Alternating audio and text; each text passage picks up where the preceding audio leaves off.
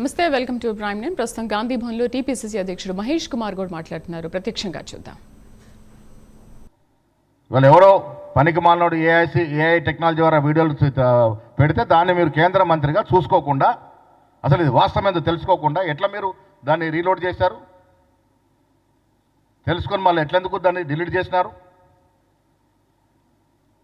రాజకీయాలు చేయండి, సద్విమర్శలు చేయండి, మేము ఓర్చుకుంటాం. పొద్దున్న లేస్తే కులం మతం ఎన్నేళ్ళు నడుపుతారు ఈ దేశాన్ని? ఇంకెంత నాశనం చేస్తారు? ఒక్కరోజున రాష్ట్ర ముఖ్యమంత్రి గారిని పిలిచి, ఎంపీల్ని పిలిచి, నీ బాధ్యత కాదా? నువ్వు కేంద్రంలో మంత్రిగా ఉన్నావు, ఎన్నికలు అయిపోయినాయి, ఈ రాష్ట్రంలో ఉన్నటువంటి కాంగ్రెస్ ఎంపీని ఇతరతర ఎంపీని పిలిచి మాట్లాడినావా? మనకు రాష్ట్రానికి రావాల్సిన వాటా ఏంది? నేను వస్తాను, ప్రధానమంత్రి కలుద్దాం, ఈ ప్రాజెక్టులు పెండింగ్ ఉన్నాయి, ఇవి తీసుకొచ్చుకుందామని ఎప్పుడన్నా అన్న పాపన పోయినావా నువ్వు? కేంద్రంలో క్యాబినెట్ మంత్రిలో ఉండి కులం మతం తప్ప అభివృద్ధి పట్టదు మీకు. మీరు అనుకుంటారు ఇంకా కులం పేరుతో మతం పేరుతో మళ్ళీ రాజకీయాలు చేస్తారు. యువత ఆలోచిస్తూ ఉంది, ఇలా యువత ఆలోచిస్తుంది. మాకు ఎవడు భోజనం పెడతాడు, ఎవడు అన్నం పెడతాడు, ఎవరు ఉద్యోగం ఇస్తాడు, వాడే మాకు లీడర్ అంటున్నాడు.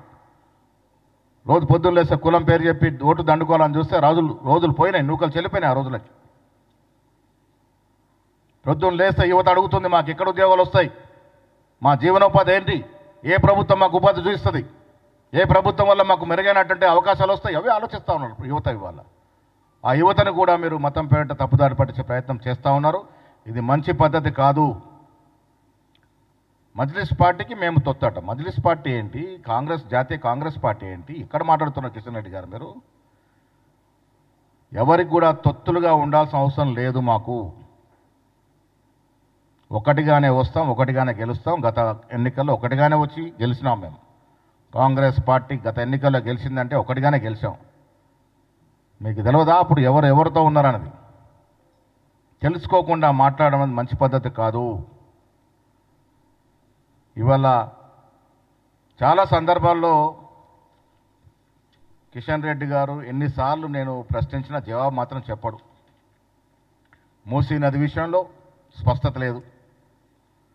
సాబర్మతి నది కట్టుకోవచ్చు గుజరాత్లో,